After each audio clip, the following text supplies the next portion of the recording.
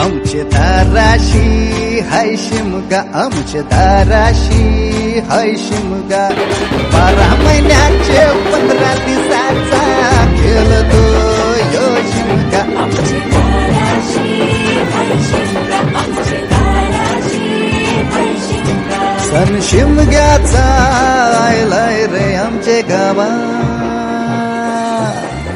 दाराशी हाय शिमगा, आमचे दाराशी हाय शिमगा.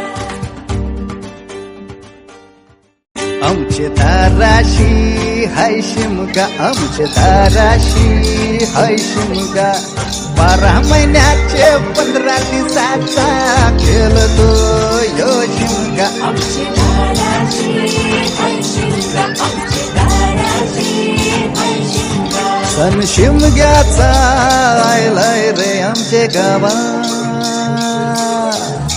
दाराशी हाय शिमगा, आमचे दाराशी हाय शिमगा.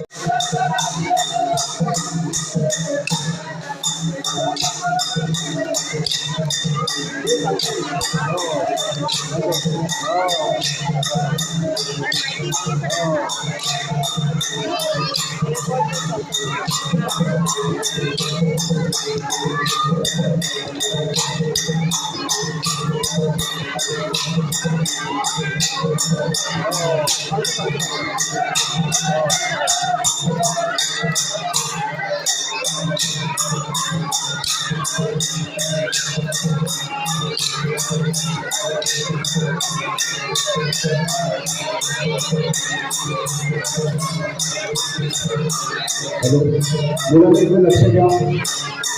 शांतता बसा, सगळ्यांना ऐकायला येईल. हा जो खेळ चालू आहे हा नांदेड खेळ आहे.